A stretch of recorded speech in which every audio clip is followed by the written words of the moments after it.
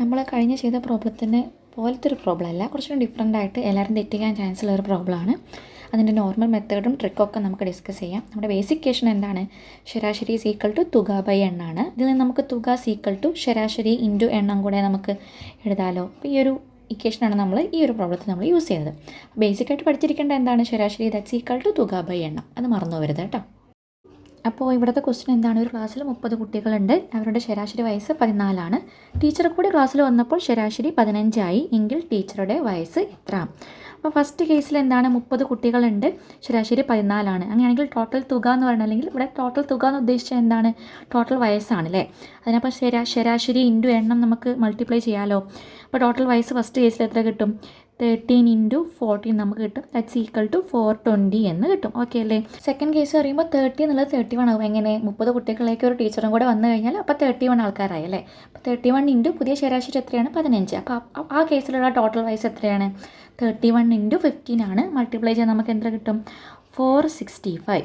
ഈ കിട്ടിയ 2 വയസ്സുകളുടെയും ഡിഫറൻസ് കണ്ടുപിടിച്ചാൽ പോരെ നമുക്ക് പുതുതായിട്ട് വന്ന ടീച്ചറുടെ വയസ്സ് കാണാൻ?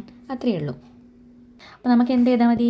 465 മൈനസ് 420 ചെയ്ത് കിട്ടിയാൽ നമുക്ക് എത്ര കിട്ടും? 45 ആയിരിക്കും ടീച്ചറുടെ ഏജ്. ഇത് നമുക്ക് ട്രിക്ക് യൂസ് ചെയ്തിട്ട് നമുക്ക് കണ്ടുപിടിക്കാൻ പറ്റും. ശ്രദ്ധിച്ച് കേട്ടോ. അപ്പോൾ ട്രിക്ക് എന്താണെന്ന് വെച്ചാൽ, നമ്മൾ ഈ ശരാശരികളുടെ ഡിഫറൻസ് കണ്ടുപിടിക്കുക. 1 ആണ് കിട്ടിയത്. അപ്പോൾ ഈ 30 കുട്ടികൾക്കും ഒരു വയസ്സ് ആഡ് ചെയ്ത് കഴിഞ്ഞാൽ 30 വയസ്സായില്ലേ.